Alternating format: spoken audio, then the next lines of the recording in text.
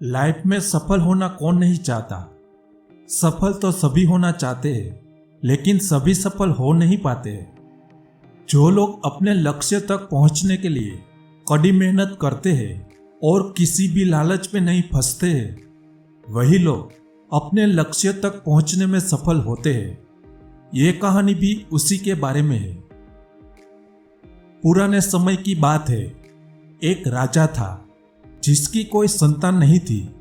राजा की उम्र अब बढ़ गई थी और उसकी तबीयत भी दिन प्रतिदिन खराब होती जा रही थी। उसे अब चिंता हो रही थी कि मेरे जाने के बाद इस राज्य को कौन संभालेगा। राजा ने अपने सलाहकार से पूछा कि मुझे अब क्या करना चाहिए। उसके सलाहकार ने कहा कि आपको अब प्रजा में से किसी योग्य व्यक्ति को उत्तराधिकारी बना देना चाहिए। राजा ने कहा, अच्छा ठीक है। दूसरे ही दिन राजा ने अपने मंत्री से कहा कि प्रजा के बीच घोषणा करवा दो कि कल जो भी व्यक्ति सूर्यास्त से पहले मुझसे मिलने राजमहल में आएगा, उसे मैं राज्य का उत्तराधिकारी बना दूंगा। राजा की यह बात सुनकर मंत्री ने कहा कि यह तो बहुत आसान है, ऐसे तो पूरी प्रजा ही उत्तराधिकारी बनने के लिए पहुंच जाएगी। राजा ने कहा, नहीं, ऐसा बिल्कुल नहीं होगा। मेरे तक सिर्फ योग्य व्यक्ति ही पहुंचेगा। आप घोषणा करवा दो।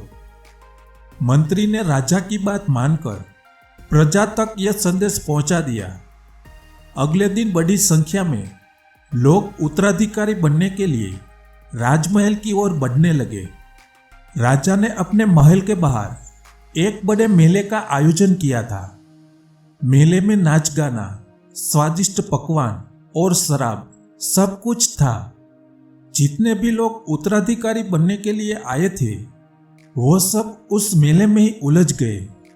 वो लोग अपने हिसाब से मजा लेने लगे। सभी ये बात भूल गए कि उन्हें राजा से मिलने जाना है।